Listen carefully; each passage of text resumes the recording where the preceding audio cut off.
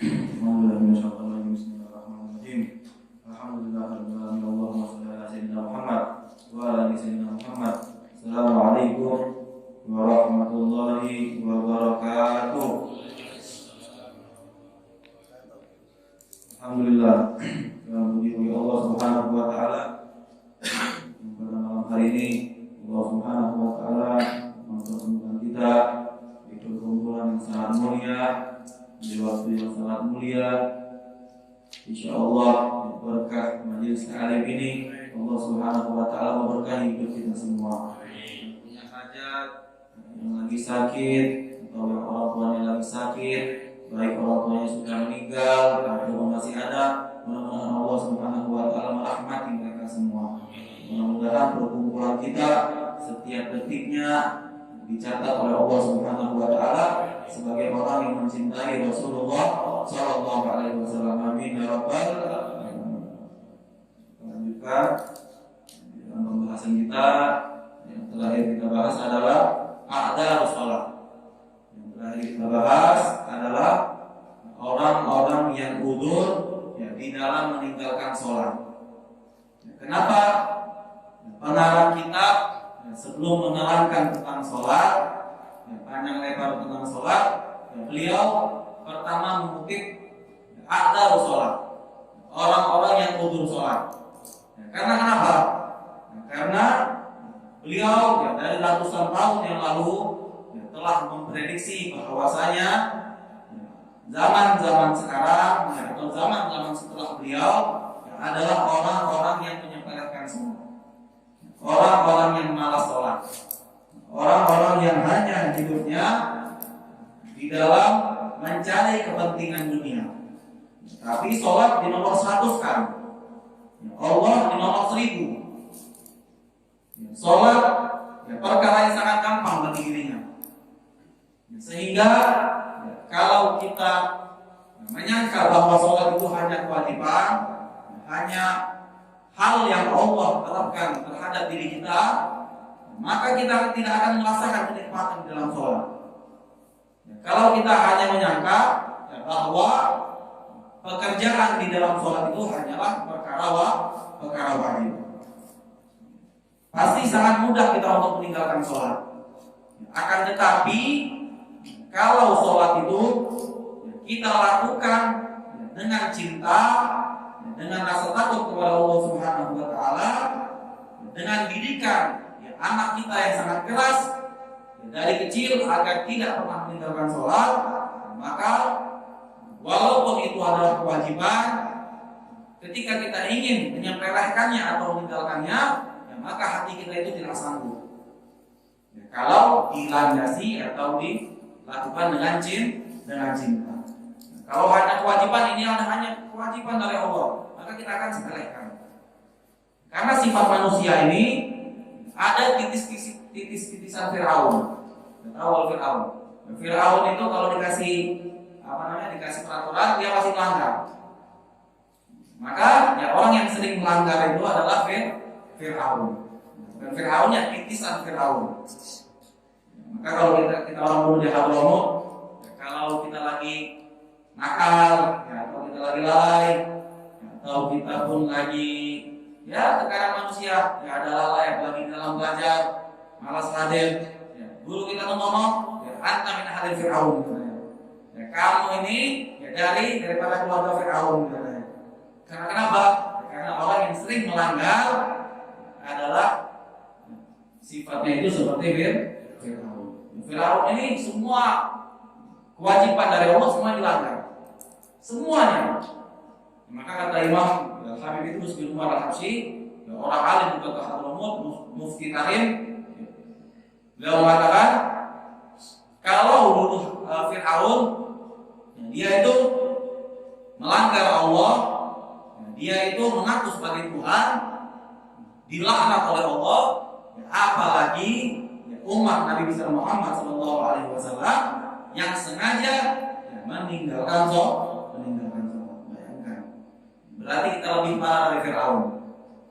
Kenapa?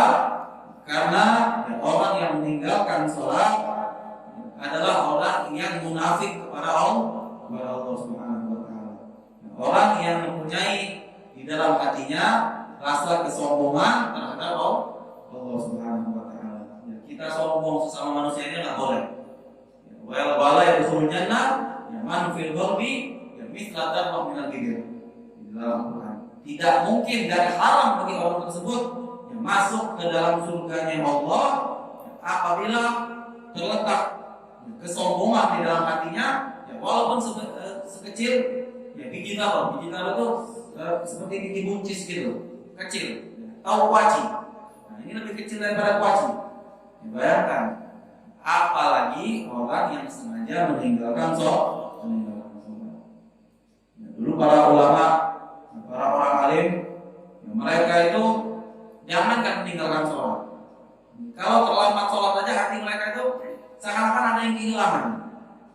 Padahal mereka meninggalkan itu bukannya karena nggak ada kerjaan, ada kerjaan, dalam kesibukan. Akan tetapi mereka itu ketika di dalam kesibukannya meninggalkan sholat itu terlambat, mengundur sholat itu seakan-akan hati mereka itu sakit, sedih. Ini adalah orang yang di dalam hatinya ditanami rasa kerinduan dari Allah Subhanahu wa taala. Tapi kalau kita bangun jam 11 siang. Jam 11 siang nanti dulu mau kodoknya. Zuhur juga lewat. Asar juga lewat. Kurang-kurang nanti maghrib sholat di musola. Biar dilihat orang. Biar lihat ayat kita sholat maghrib di musola. Isya sholat jamaah. Subuhnya lewat. Zuhurnya lewat. Ini yang terjadi di antara kita. Perbaikilah dirimu. Lihat Allah itu berada nomor berapa di dalam hati. Apakah nomor 5, nomor 6, nomor 10, apakah nomor 100, ataukah tidak ada Allah di dalam hati kalian? Kalian semua yang mengetahuinya. Tetapi Allah Subhanahu wa taala ketika kita ingin mengetahui orang tersebut dicintai Allah atau tidak, dia berkumpul sama siapa. Kalau dia berkumpul sama bandit, sama apa namanya yang kita lewat itu, maka dia tergolong sebagai orang tersebut. Walaupun kita tidak melakukannya, walaupun kita tidak melakukannya, tapi kita duduk sama mereka, maka kita akan dinilai oleh orang sebagai orang yang melakukannya. Sama seperti kalau seandainya contoh perihal dunianya, kalau seandainya kita lagi pakai narkoba, contoh kita lagi pakai narkoba atau orang lagi pakai narkoba, tiba-tiba kita duduk di situ, polisi atau polis atau polri nangkap kita atau tidak? Yang paling minimal kita dibawa ke kantor dulu. Walaupun saya tidak melakukannya, saya hanya merokok di sini, saya hanya melihat. Kata polisi apa? Ngapain dia melihat? Kayak gak ada tontonan yang lain. Minimal kalian dibawa ke kantor polisi. Seperti itulah kalian kalau bergabung sama orang-orang yang jelek. Nanti hari kiamat, ketika kita bergabung sama orang-orang yang dimurkai oleh Allah Subhanahu wa taala, kelak di hari kiamat kita nanti ditanya, kamu ngapain berkumpul sama mereka? Saya iseng-iseng aja ya Allah. Gak ada iseng-iseng katanya. Iseng-iseng berkumpul sama orang pintar, sama orang yang mengetahui diri saya. Jangan sama-sama pencun duduknya. Jangan sama-sama orang yang munafik. Jangan sama-sama orang yang bermaksiat kepada Allah Subhanahu wa taala. Maka yang mengetahui Allah itu berapa di dalam hati kita hanya diri kita sendiri. Tapi kita ini hanya dikasih gambaran oleh Allah Subhanahu wa taala. Bukan berarti ketika kita melihat orang di tempat maksiat ataupun katakanlah pelacur, bukan berarti kita harus ngomong sama mereka. Contoh, kalau seandainya kita balik dari majlis, lihat orang-orang yang duduk di sana, alhamdulillah saya duduk di majlis, mereka itu orang kotor. Bukan seperti itu. Allah tidak mengajarkan kita sombong, karena kita tidak tahu yang meninggal itu siapa yang masuk surga. Biasa jadi setiap di dalam hidup kita, setiap hari kita duduk di dalam majlis, sebelum meninggal kita keluar daripada agama Islam.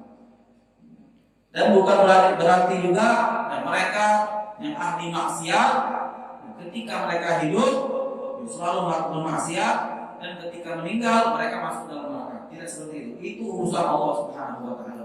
Namun ya kita ya selagi masih diberi nafas oleh Allah Subhanahu wa taala, ya kita sendiri yang menjaga diri kita.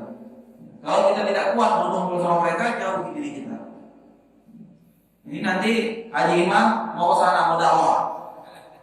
Ya, mau dakwah. Pas lihat sama Haji Harun, ngapain Haji Imam ke dakwah? Enggak tahu ikut sama mereka. Ya, yang tahu kadar itu hanya diri kita. Ya, yang tahu kadar itu hanya diri kita. Maka yang bisa menjaga kita hanyalah diri kita. Ya, begitu juga hubungan kita kepada Allah. Ya, di dalam sholat, ya, kita yang hanya mengetahui ya, seberapa banyak sholat kita. Ya, kita yang hanya mengetahui seberapa khusyuknya sholat kita. Ya, kalau sholat dilandasi dengan cinta, ya, dilandasi dengan kekhusyukan, ya, dilandasi dengan rasa takut kepada Allah, maka ya, sholat kita akan mendapatkan nikmat dari Allah Subhanahu wa taala. Tapi ya, kalau sholat hanya dilakukan untuk menyelesaikan kewajiban, ya, maka ya, ketahuilah ya, sehari, 2 hari, 3 hari engkau takut kepada Allah, tidak lama kemudian engkau akan menyelesaikan kewajiban tersebut. Contoh kita sama orang tua kita, cinta atau tidak? Cinta. Sayang atau tidak?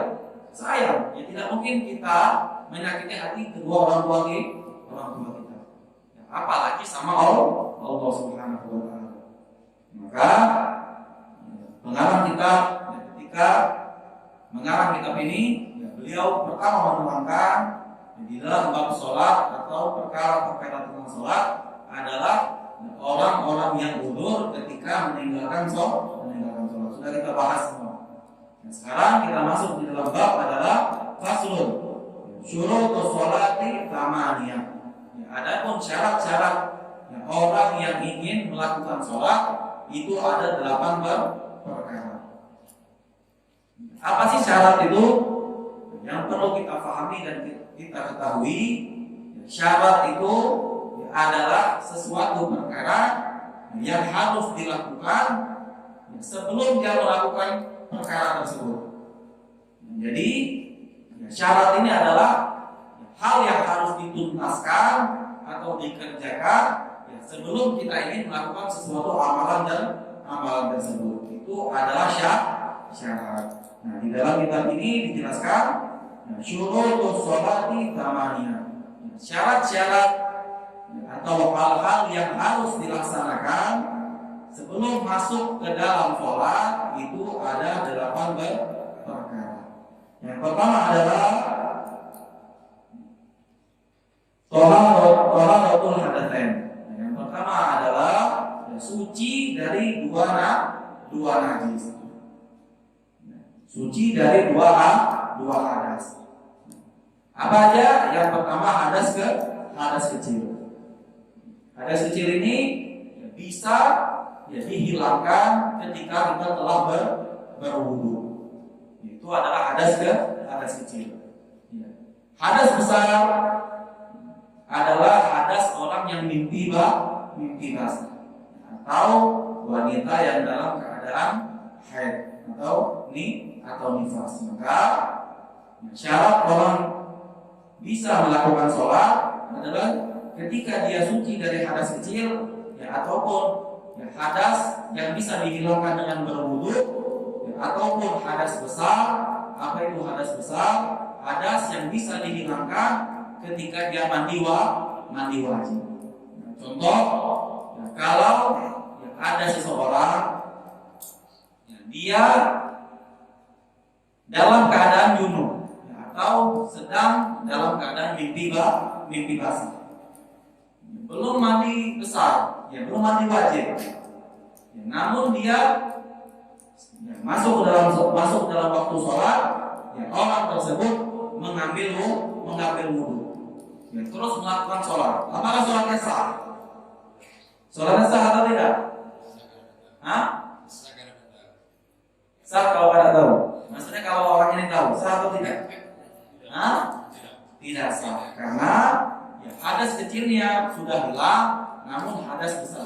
masih ada. Ya, ataupun kalau seandainya ya, ada orang dia tidak ada hadas besar atau sudah mandi wajib, tapi kalau mau sholat, ketika dia mau sholat dia tidak berwudu atau hadas kecilnya masih ada, ya, maka sholatnya pun tidak sah. Ya, perkara dia lupa, ya, atau perkara dia yang lainnya itu nanti ada dalam bahasannya. Ya, lupanya itu bagaimana dulu? Ya, kalau dia lupanya emang benar-benar lupa, ya, ataupun dia dalam keadaan syak, ya, maka dia tidak perlu mengulang sholat. Kalau dalam keadaan syak, maksudnya ya dalam keadaan lagu. Saya ini tadi wudu, ya, waktu zuhur tadi, waktu asarnya saya kentut atau tidak ya? Ya lagu. Kayaknya nggak kentut. Ya, maka ya, ketika dia sholat, ya, sholatnya tidak harus diulang. Nanti ada dalam pembahasannya. Tapi kalau seandainya ya, ketika dia zuhur, ya, sholat zuhur dia sudah kentut, sudah kencing atau dia tidur, maka dalam keadaan hadas kecil. Ketika dia sholat asar, ya, dia lupa berwudu. Ya, jadi Allahu Akbar sama makmum, sama imam. Sholat yang 4 rakaat selesai. Sholat asar. Habis sholat, Assalamualaikum warahmatullahi wabarakatuh. Assalamualaikum warahmatullahi wabarakatuh. Masih mikir, lupa berwudu tadi. Ya, wudu saya batal. Ya, maka sholatnya wajib diulang. Karena ya, dia melakukan sholat ya, tidak dalam keadaan suci. Yang pertama adalah thaharatul hadatsain, yang bersih ya, atau suci dari hadas besar dan hadas kecil. Yang kedua adalah ya, thaharatul anin najasati ya, fi thawbi wal badani ya, wal makani. Yang kedua adalah ya, suci ya, daripada najis ya, di dalam baju kita, pakaian kita, dan di badan kita, ya, dan juga di tempat yang kita pakai untuk sholat. Ya, itu harus suci daripada najis. Ya, contoh, ya, kita mau melaksanakan sholat, ya, tapi yang kita pakai adalah kopiah yang bekas kencing. Ya, atau ya, ada tai burung lagi netes di sini. Ya, ada tai burung, ya, kita mau jalan ke masjid tiba-tiba burung beol di sini. Berumpuk di sini. Kita pakai untuk sholat, sah atau tidak? Tidak sah. Karena sesuatu yang ada di pakaian kita tergolong daripada pakaian najis. Ya, walaupun kalau seandainya kita sholat di dalam sal sini, ya itu ada najisnya, ada bekas kencing. Tapi anak pakai, maka sholat anak tidak sah. Ya, segala sesuatu yang nyambung ya, di dalam tubuh anak yang anak pakai, maka hukumnya tidak sah untuk dipakai di dalam sholat. Tapi kalau seandainya ya, anak sholat, ya, tapi ya, tapi karpetnya atau anak pegang kabel, anak sholat terus anak pegang gelas ini bekas kencing, tapi anak pakai, cuma anak pegang saja. Ya, ketika sholat anak pegang, atau anak geser, hukumnya bagaimana? Hukumnya sholatmu dalam keadaan batal. Karena di dalam ketika kamu sholat, kamu memegang perkara yang najis. Berbeda kalau seandainya ya, di dalam sholat kita ada tai burung, berakin. Ya, kita sholat di lapangan. Ya, ketika rokan keempat, haji imam lagi sholat, ada burung yang lewat. Ya, udah lewat kencingin para haji imam. Ya, atau berakin. Bagaimana hukum hal tersebut? Itu ada perbedaan pendapat ulama. Ya, yang kita pegang adalah ya, di dalam mazhab Imam Syafi'i, ketika kita lagi dalam keadaan sholat, ya, terus ada sesuatu yang jatuh di kepala kita najis, ya, maka kita cepat-cepat melepasnya. Maksudnya, ya, ketika kita merasa burung ada perak di sini, ya cepat lepasin ya, perkara yang ada najis tersebut. Maka sholat kita dalam keadaan sah. Ya, ataupun kalau seandainya di baju, ya, di baju bagaimana ini? Ya, kalau netesnya di baju, ya, selagi ya, kita bisa membuangnya, ya, maka kita wajib melepasnya. Ya, tapi kalau emang sudah tidak bisa lagi, ya itu ada dua pendapat ulama yang berbeda. Ada yang mengatakan batal, ya ada juga yang tidak mengatakan batal. Tapi dalil yang paling kuat adalah ya, dan lebih baik dan lebih afdal adalah kita membatalkan sholat kita ya, dan mengulang sholat kita. Jadi kalau seandainya capek, mau ulang lagi, hukumnya bagaimana? Hukumnya tetap sah. Ya, namun sebaiknya ya, ketika ya, di dalam sholat ya, terjadi sesuatu hal yang menyentuh baju kita ya, dan pakaian tersebut susah untuk dilepas ya, najis tadi ya, maka sebaiknya kita membatalkan sholat kita ya, dan mengulang sholat kita kembali karena mungkin melepas baju di dalam sholat selagi kalau mungkin bisa nggak masalah ya kalau kita lepas ya nggak masalah kalau bisa ya walaupun kalau seandainya baju kita ini ketika kita lepas aurat kita kelihatan nggak masalah ya, tapi kalau tidak memungkinkan ya ataupun kalau seandainya sholat lagi rame orangnya ya, kalau kita buka baju kita nanti orang ketawa semua atau malu maka tidak usah ya kalau selesaikan sholatmu ya namun lebih baik diulang kembali ya, paham? Tapi kalau seandainya di kopiah atau di sal seandainya kan bisa dilepas ya, bisa langsung dilepas jadi kalau baju nggak mungkin dilepas paham? Fitobi ya, di baju kita wal badani dan juga di tubuh kita ya, kalau di baju saja harus suci tidak ada najis apalagi di dalam anggota badan kita ya, contoh ya, kalau semuanya sudah suci semua semuanya sudah suci tapi anak pakai cincin terbuat dari bangkai ya, cincinnya terbuat dari bangkai ataupun tai yang keras dipakai untuk pakai cincin ada atau tidak? Oh, mungkin ada aja. Di dalam kitab ada hukumnya. Ketika dia pakai cincin, batunya terbuat daripada tai yang keras. Ya, tai itu ya kalau didiamin lama-lama keras. Ya, seperti batu begitu. Ya, karena ada yang pernah menelitinya. Ketika dipakai itu cincin, ya, maka seumur hidupmu ketika engkau memakai cincin tersebut, engkau dalam keadaan haram.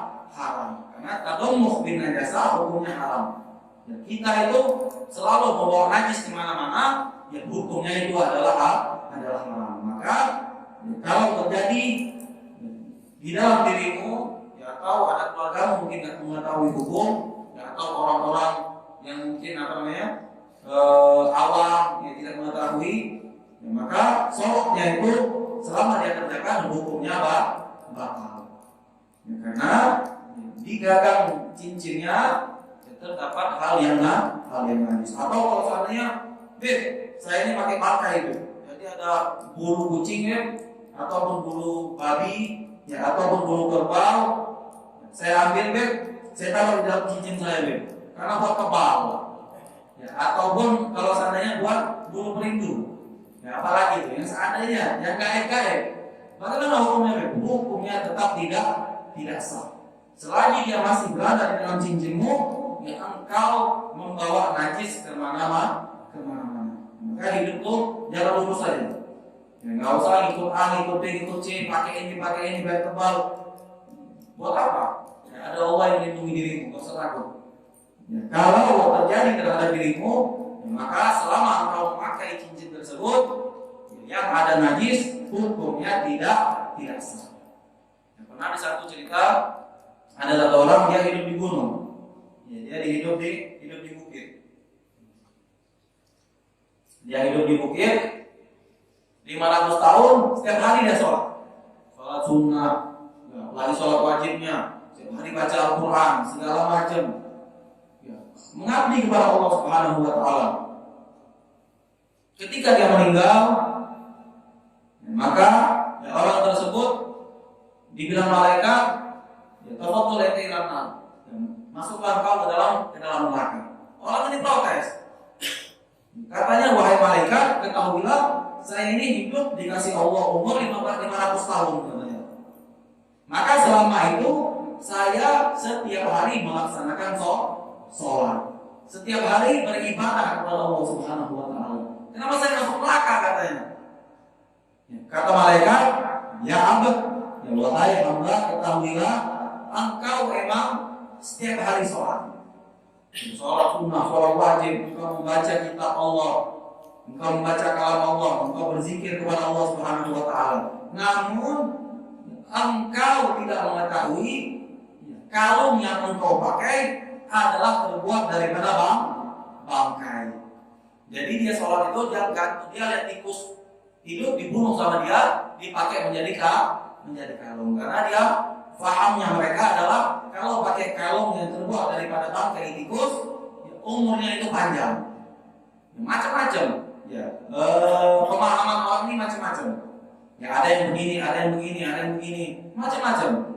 Nah, maka sholatnya itu tidak ada yang sah, karena dia sholat dan membawa bangkai. Maka dari itu, kalau sesuatu yang ada di badan kita dan sesuatu yang ada di tubuh kita, baik pakaian kita dan yang lainnya, ketika ada najis, maka hukum sholat kita tidak sah. Yang ketiga adalah fitobi wal badani wal makani. Yang pertama adalah di baju kita, terus di badan kita. Yang ketiga adalah di tempat kita melaksanakan sholat. Tempat itu bagaimana, Beb? Contoh saya, Beb, sholat di dalam rumah. Rumah saya besar, Beb. Terus ada najis di sebelah sana, Beb. Ya, anak sholat di sini, Beb. Apakah sholat anak itu hukumnya sah? Ya, maka hukum sholat kita sah, karena najisnya itu di sebelah sana. Jadi katakan oleh para ulama, ya, ulama fikih, ya, syarat yang dikatakan adalah tempat yang tidak boleh ada najis adalah tempat, tempat ketika kita menaruh daripada anggota kita untuk di dalam sujud. Contoh kalau misalnya kita sujud, ya, di mana aja tempatnya? Di sini. Kedua kaki kita sama kedua lutut kita sama kedua kaki kita. Ya, itulah yang tidak boleh ada najis. Ya, walaupun kalau seandainya kita sholat di sini, ya, di sininya ada najis. Bagaimana hukumnya? Hukumnya sah. Ya, ataupun kalau seandainya kita sholat, ya, di sini ada najis, ya, atau di sini ada najis, tidak terkena dengan tempat kita, maka hukumnya sah. Tapi kalau seandainya, ya, di dalam di sejadah yang seperti ini, ya, itu ada berbeda pendapat ulama. Ya, kalau yang najis, ya, pakaian seperti ini, ya, ataupun karpet seperti ini, ya, maka, ya, yang nyambung seperti ini, maka hukumnya tidak sah.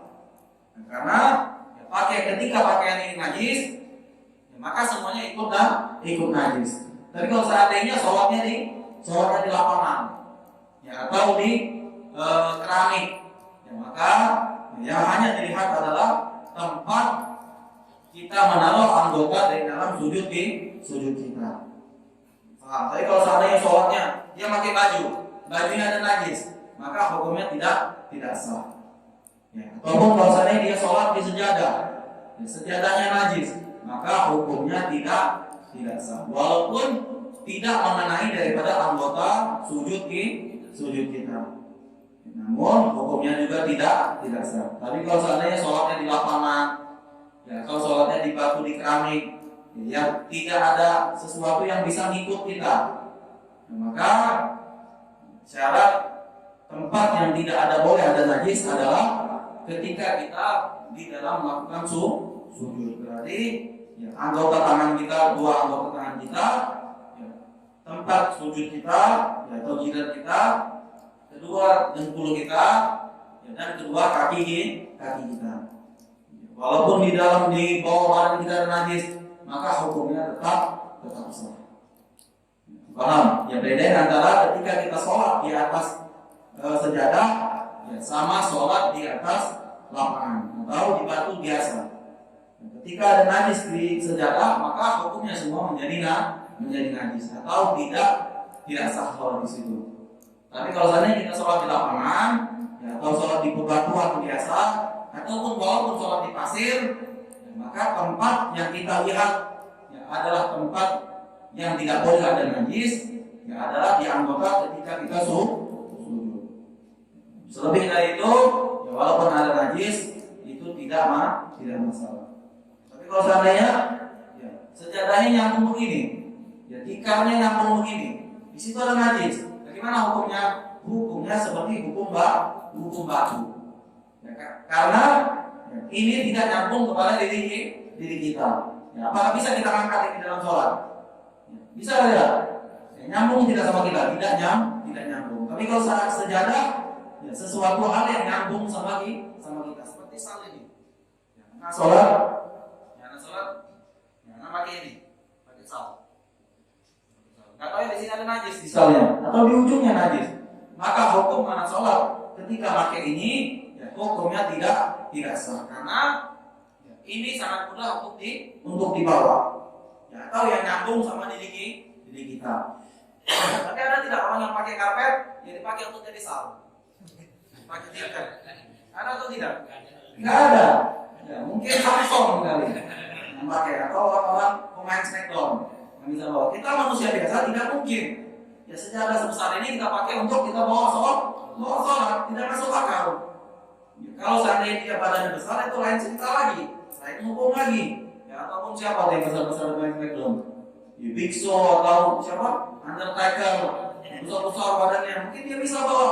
Ya, kalau seandainya dia orang Islam, mungkin dia bisa bawa di dalam sholatnya. Tapi kita manusia normal tidak mungkin bisa. Paham? Yang ketiga adalah yang tadi, yang pertama adalah taharatul hadatsain, suci dari kedua hadas kecil dan hadas besar.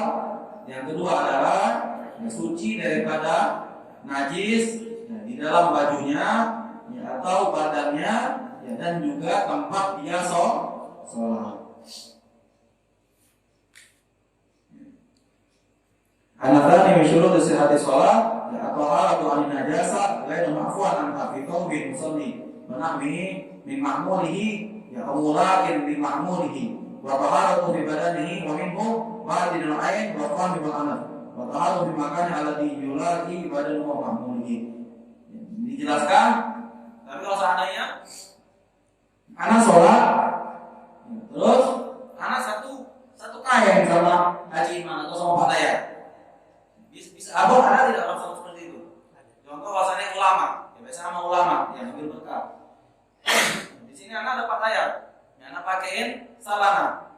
Pakaian lagi dalam keadaan najis. Hukumnya bagaimana? Ya, hukum sholat anak dan sholat pakaian hukumnya tidak sah. Karena kenapa? Ya, karena anak bersambung dengan pakaian yang sedang membawa najis. Itulah ya, sesuatu perkara hukum yang jarang orang awam ketahui. Ataupun kalau seandainya ya, ketika anak sholat, ya, ketika ada tidak orang yang sholat itu orang lagi berpegangan tangan. Ya, ataupun kalau seandainya sebelum sholat, ya, anak berpegangan tangan sama Pak Dayan. Anak nggak tahu bahwa Pak Dayan itu tangannya sedang tarik lagi dalam keadaan najis. Terus anak melakukan sholat. Ya, tiba-tiba di dalam ketidaktahuan anak, Pak Dayan setelah anak melakukan sholat, Pak Dayan ngomong, "Beb, anak tadi habis megang comberan, Beb, atau tainya, Beb. Ya, lupa cuci tangan, megang HP. Ya, salaman." Maka hukum sholat anak tidak sah. Tapi lain perkara kalau Pak Dayan yang ngomong. Ya, kalau Pak Dayan yang ngomong, itu nggak masalah. Ya, sholat tidak sah karena kita tidak mengetahui. Ya, tapi kalau Pak Dayan ngomong, "Beb, tadi ada najis, Beb. Habib anak tadi megang maju Habib, megang gamis. Sedangkan anak tadi habis golok-golok comberan." Bagaimana hukumnya? Hukumnya sholat kita tidak sah. Walaupun kalau seandainya jadi imam, contoh Pak Dayan, ya habis megang majlis, megang anak, terus ada jadi imam di sini. Ya, makmumnya haji imam sholat rame makmumnya. Ya setelah sholat, ya assalamualaikum warahmatullahi, assalamualaikum warahmatullahi. Pak Dayan jadi dari sana. Beb, kenapa? Baju Habib tadi najis, Beb. Anak kepegang tadi bekas najis. Maka sholat anak dan sholat tiang-tiang kalian semua ya, tidak sah. Ya, karena kita sholat sedangkan kita membawa najis. Wow. Tapi kalau seandainya di dalam gigi ada darah, kalau seandainya Biasanya gigi kita dari dalam sholat itu sering mengeluarkan darah. Bagaimana hukumnya? Hukumnya tidak masalah. Ya, darah yang di dalam gigi, ya atau ya, sering di tai hidung kita ini ya, sering ada darahnya, ya, atau mimisan sedikit, ya, maka hukumnya tidak masalah. Ya, hukumnya tidak batal. Berbeda ya, di dalam mazhab yang lain, ya, di dalam mazhab Abu Hanifah, ketika kita mimisan sedikit, ya, maka sholat kita pun batal. Nah, wudhunya juga batal. Dan kalau Imam Syafi'i, ya, orang yang doa atau orang yang mimisan, ya itu tidak membatalkan wudhu, maka sholatnya pun tidak batal. Yang keempat adalah ya, wasatrul aurat. Yang keempat adalah ya, menutup aurat. Ya, baik laki-laki maupun perempuan. Ya, nanti dibahas. Ya, aurat laki-laki ya, ketika dia ya, sama wanita itu bagaimana? Ya, aurat perempuan ketika di hadapan laki-laki bagaimana? Ya, nanti kita sedikit lebih setelah ini. Ya, ataupun kalau seandainya perempuan sama perempuan, ya auratnya batasan bagaimana? Ya, nanti ada penjelasannya. Ya, yang paling penting kita mengetahui adalah syarat yang keempat ya, di dalam orang yang ingin menunaikan sholat adalah menutup aurat. Aurat laki-laki itu dari mana ke mana? Ya, aurat laki-laki itu yang wajib ditutup ketika dia sholat, ya, dan juga ketika dia ya, ketemu sama lawan jenisnya, ya, atau sama sesama laki, ya, adalah dari pusat sampai lutut. Yaitu di dalam mazhab Imam Syafi'i. Ya. Kalau kita tidak menutup tempat ini, ya, maka hukum sholat kita di dalam tidak sah.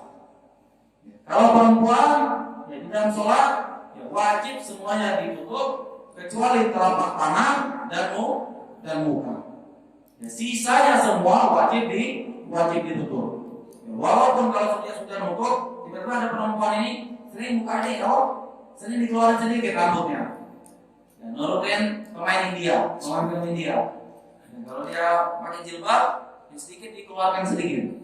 Ya, walaupun di dalam sholat ya dia keluarkan sedikit, maka sholatnya tidak sah. Bahkan dulu di mazhab Imam Syafi'i, ya di dalam mazhab qadim diwajibkan ketika perempuan sholat itu harus mengutip wajib, ya, harus menutup wajah atau pakai niko, pakai cadar. Itu di dalam mazhab Imam Syafi'i yang perkataannya yang lama, mazhab qadim. Ya, yang sekarang kita pakai adalah mazhab jadid Imam Syafi'i, yang memperbolehkan ya membuka muka ya, dan juga ya, membuka tangan di dalam perempuan ya, ketika mereka melaksanakan sholat. Lain daripada itu, ketika terbuka ya, hukum sholat tersebut tidak sah ataupun baik sholat sendirian ya, maupun sholat ramai-ramai.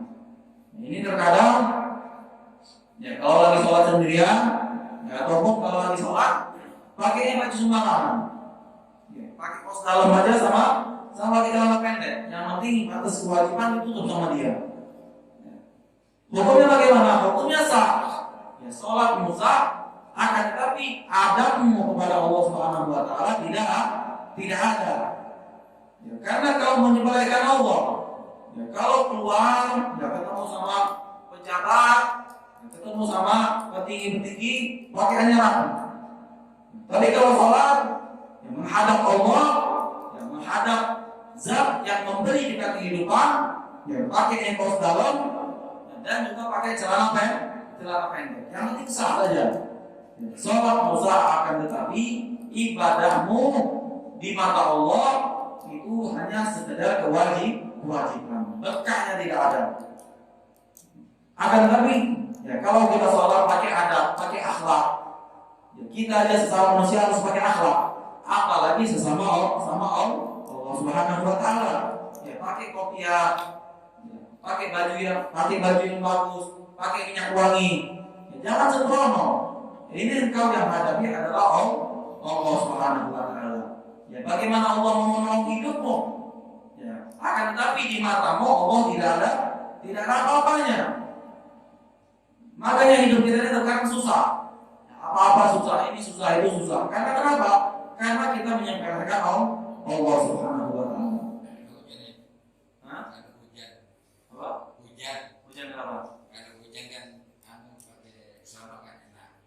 Kalau kami kan apa tuh basah gitu. Ya emang sholatnya di lapangan. Nah, kalau jauh gitu dari rumah sini gitu. Dari rumah sendiri nggak masalah. Ya pakai baju yang bagus nggak masalah. Walaupun basah. Ya, pakai baju yang bagus. Coba kalau mau menghadap pejabat, mau hujan mau badai pun, kita datangin atau mau panggil sama atasan. Bulan sini. Ya ada meeting segala macam. Mau hujan mau badai mau petir, kita ke sana. Karena ya, kalau kita tidak ke sana jabatan kita hilang. Bagaimana mau menghadap Allah? Ya, paling minimal pakai kopiah, paling minimal. Pakai baju kaos, pakai sarung, pakai kopiah. Itu paling minimal. Paling sedikit sudah. Ya, kalau nggak ada kopiah juga sudah pakai baju yang sopan saja. Ya, pakai baju biasa sama pakai sarung. Jangan pakai kaos dalam sama pakai celana pendek. Ini telah menghina Allah secara tidak sengaja. Hati-hatilah. Otak itu digunakan. Ya, yang kita hadapin ini siapa? Yang kita hadapin ini siapa? Kalau kita keluar rumah, ya ke kantor pakai singlet, pakai celana pendek dibilang apa? Oh, ini orang udah gila. Enggak dia pun di lobi jabatan jadi gila. Pasti seperti itu. Itu pandangan manusia. Ya, apalagi pandangan Allah, pandangan Nabi besar Muhammad SAW, ya, dan pandangan malaikat. Bagaimana? Harus pakai yang sopan. Harus pakai yang sopan. Kalau nggak ada baju beli. Kalau beli rokok saja kita mampu, ya apalagi untuk membeli kopi. Ya. Kalau nggak ada rokok diancam kemana-mana. Beli 2 bungkus, 3 bungkus. Kalau nggak ada rokok, kalau nggak ada kopi ya, susah sekali. Ya, datang majelis nggak pakai kopi ya. Kemana-mana nggak pakai kopi ya. Susah sekali. Seakan-akan kopi ini harganya 5 miliar. Kalau kopi ini harganya 100 juta, anak pun tidak pakai.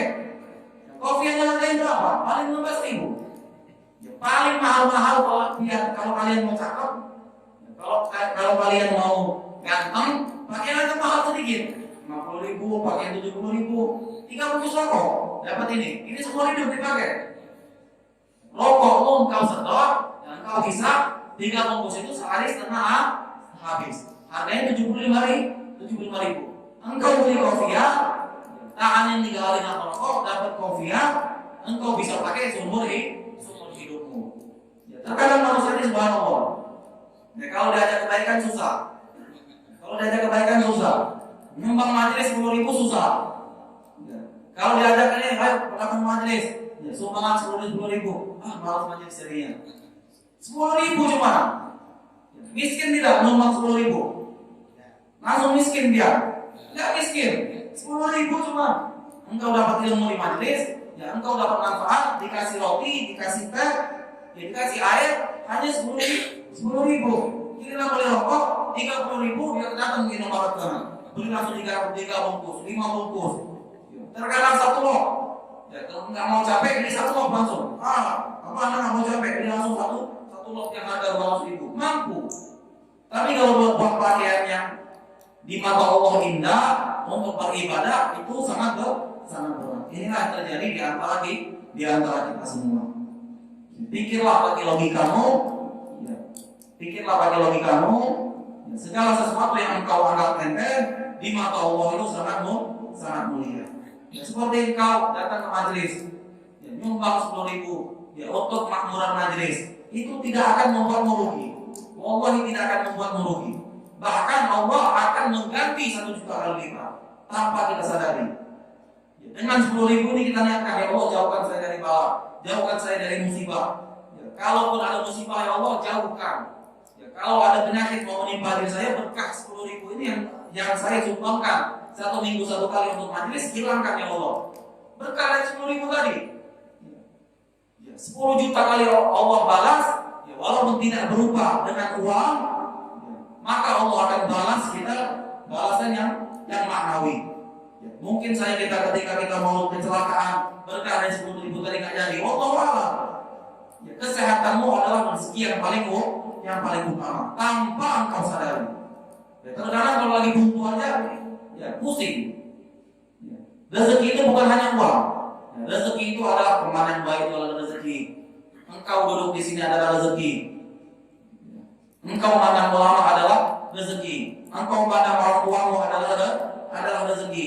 Engkau bisa tersenyum kayak Pepsodent, senyum Indonesia, senyum Pepsodent, itu adalah rezeki. Ya, kesenanganmu adalah rezeki yang paling utama. Ya, kesenanganmu adalah rezeki yang paling mulia. Kesehatanmu adalah rezeki yang paling mulia. Berapa banyak orang yang banyak duitnya, ya, namun dia stroke, dia sakit. Walaupun mau segunung dunia duitnya, namun dia tidak bisa menikmatinya. Berapa banyak orang yang ketika di dalam hidupnya untuk menyumbang majelis 10.000 saja dia pelit. Ketika dia berobat 100 juta, 200 juta, 300 juta, 1 miliar untuk kehidupannya, ya, namun penyakitnya juga kadang sembuh pun. Karena kenapa? Karena itu adalah rezeki yang tidak berkah yang Allah ambil dari dirimu, ya, karena Allah menitipkan rezeki yang harus engkau bagikan, engkau tidak bagikan. Ya, itu adalah rezeki yang Allah paksa dari dirimu dan Allah ambil dari dirimu. Ya, maka kalau mau rezeki berkah, ya, jangan pelit-pelit untuk kebaikan dirimu sendiri. Ya, belilah kopiah yang baru yang bagus, pakai gamis yang bagus, ya, pakai gamis yang bagus. Jadi makan apa tahu?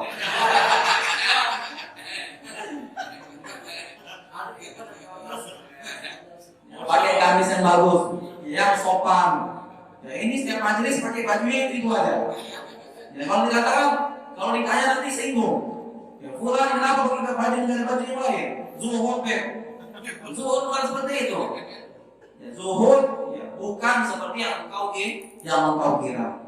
Ya, zuhud letaknya di dalam hatimu. Bukan berarti engkau mau pakai baju yang sobek-sobek. Bukan seperti itu. Ya, di zaman Sayyidina Umar, ya Amirul Mukminin dahulu, ya ada orang jalan itu bungkuk-bungkuk. Ya, jalannya bungkuk, pakai baju sobek-sobek, ya, pakai kopiah sobek, berjalan di depan Sayyidina Umar. Apa yang dilakukan Sayyidina Umar ketika melihat hal tersebut?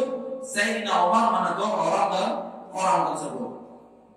Ya, bilang Sayyidina Umar, "Wailak ya fulan, ya celakalah engkau fulan, kenapa kau pakai baju seperti ini? Engkau datang ke masjidnya Allah, ya masjidnya Rasulullah, ya dengan memakai baju sobek." Kata orang ini, ya Sayyidina Umar, ana zahid ya Sayyidina Umar. Saya ini zuhud ya Sayyidina Umar. Saya zuhud.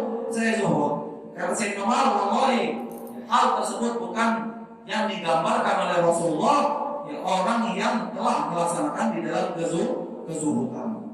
Ya, orang yang zuhud, ya letaknya di dalam hati. Ya, dia pakai baju bagus, ya, dia pakai kopiah bagus, ya, dia pakai sal bagus, ya, bukan untuk sombong, akan tapi untuk menyenangkan Rasulullah SAW. Ya, dia pakai baju yang bagus, pakai minyak wangi yang mahal, ya, untuk di dalam ibadah kepada Allah Subhanahu Wa Taala. Ini mau beli minyak wangi aja, pikir-pikir. Minyak wangi harganya 20.000 untuk ibadah, untuk sholat nggak ada alkohol. Biar sudah nanti aja belinya, ya, nggak ada duit. Tiba-tiba gitu barok habisnya. Ini barok beli rokok. Ya, ini adalah orang yang gagal paham. Orang yang gagal paham. Ya, sadarlah. Sebelum kain kafan yang menanti dirimu, kain kafan yang harganya 10.000 mengikat kepalamu untuk seumur hidup, ya, engkau berbaik-baiklah di dalam muamalatmu kepada Allah Subhanahu Wa Taala. Karena kita nggak tahu umur. Ya, bisa jadi besok ya, ada yang dicabut nyawa di antara kita. Ya, yang sehat mungkin ada yang sehat, ya, bisa jadi 2 hari 3 hari lagi nggak ada lagi. Ya sudah dipanggil oleh Allah. Ya, apa yang amal yang akan kita bawa di hadapan Allah Subhanahu Wa Taala. Ya, kalau hanya tertawa, hanya senang-senang, ya, orang kafir itu selalu senang hidupnya. Ya, orang kafir itu selalu senang. Tapi orang kafir ketika menghadap Allah, ya, mereka dalam keadaan menangis. Ya, tapi orang mukmin, orang muslim adalah ya, orang yang susah di dunia. Ya, susah itu bukan berarti hidupmu susah, bukan seperti itu. Susah itu adalah ya, engkau melawan hawa nafsumu ya, ketika ada sesuatu hal yang ditentukan oleh Allah ya, berupa jasadmu, ya, rezekimu, ya, di hal yang di dalam dirimu engkau pakai untuk di dalam jalan Allah Subhanahu wa taala. Beb, saya nggak punya duit, Beb. Emang apa, Beb? Bayar majelis 10.000 aja nggak mampu, Beb. Sudah engkau dapatnya sudah cukup. Datang saya nggak masalah. Ya, engkau gunakan nafas yang diberi Allah untuk datang ke dalam majelis. Ini adalah sesuatu kebaikan.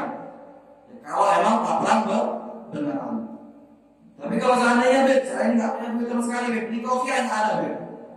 Beli baju bagus nggak ada. Ngomong sama temanmu. Nggak masalah. Pulang, kalau ada rezeki berikan saya kopi yang pulang untuk saya ibadah. Ngomong sama nggak malu, jangan malu. Kalau memang betul tidak punya uang, ngomong sama orang dan orang. Perkara 50.000 pasti diberikan oleh orang. Ya, asalkan ya engkau ya, untuk di jalan kebaikan. Jangan sampai pelit-pelit. Ya, 10.000 keluarkan untuk majelis, nggak masalah. Bukan untuk diberikan rokok uang ini, akan tetapi ini demi kemakmuran majelis. Ya, ajak teman-temannya. Jadi sekarang diajarkan berdakwah. Berdakwah itu bukan hanya dengan mikrofon. Ya, engkau ketemu dengan temanmu ada ke dalam majelis. Ya, malam Senin, ya di tempat pulang, ya di tempat kita ada majelis. Kalau mau hadir foto bareng. Kita cari ridho Allah bareng, ya, cari ilmu bareng, cari keberkahan bareng. Insya Allah berkah seminggu sekali kita duduk ini, Allah mudahkan semua urusan kita. Ya, ajak temanmu. Di dalam majelis ini patungan 10.000. Jelaskan 10.000 ini untuk beli ini untuk keluar majelis, bukan untuk beli rokok, bukan untuk kepentingan pribadi. Jelaskan, nggak masalah.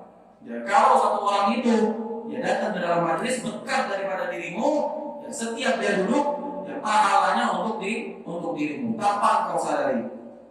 Dia satu orang ini ngajak orang lagi, ya maka pahalamu menjadi double. Orang yang ngajak orang lagi, pahalamu menjadi triloba. Dia ngajak orang lagi, ya pahalamu 4 orang. Sampai terus. Maka hidupmu menjadi berkah. Dari itu, mudah-mudahan Allah Subhanahu wa taala memberkahi hidup kita. Dan Allah Subhanahu wa taala memberikan pemahaman di dalam hidup kita, ya, pemahaman yang mulia, ya, pemahaman yang berkah, ya, dan pemahaman yang bermanfaat. Bermanfaat untuk umat, ya, untuk teman kita, ya, untuk sesama muslim, ya, dan untuk orang-orang yang membutuhkan diri kita. Sallallahu alaihi wasallam.